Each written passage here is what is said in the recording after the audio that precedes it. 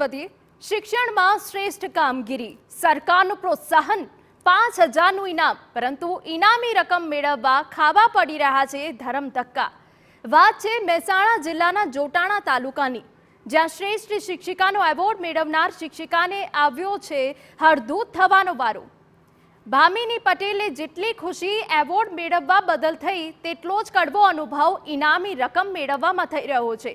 વાત જાણે એમ છે કે 3 મહિના પહેલા ભામિની પટેલે શ્રેષ્ઠ શિક્ષિકાનો એવોર્ડ અપાયો। સન્માનના બદલામાં ₹5000નો ચેક પણ મળ્યો, પરંતુ 3 મહિનાથી ચેક ક્લિયર જ નથી થતો। બેંકનો સંપર્ક કર્યો તો ચેક ન મળ્યાનો જવાબ મળ્યો, તો શિક્ષણ અધિકારીની કચેરીમાં મળ્યો ઉદ્ધત જવાબ। શિક્ષિકાએ નવા ચેકની માંગ કરતા ડીઈઓ કચેરીના ક્લાર્ક ઉકળ્યા અને ઉડાવ જવાબ આપ્યો।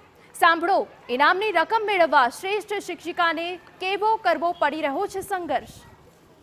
5 સપ્ટેમ્બરના રોજ મને એવોર્ડ મળેલો હતો। તે અને એવોર્ડના પ્રોત્સાહન રકમ રૂપ મને ચેક દ્વારા પેમેન્ટ મળેલું હતું, જે આજ સુધી ક્લિયર બેંક દ્વારા થયું નથી।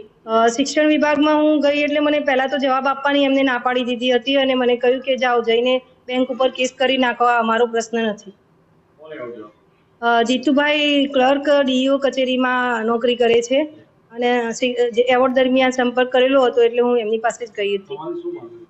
મારી માગણી એટલી છે કે સરકારી કચેરી હોય કે બેંક હોય કે કોઈ પણ જગ્યાએ સામાન્ય નાગરિકને પણ સરખી રીતે માર્ગદર્શન મળી રહે અને ન્યાય મળી રહે।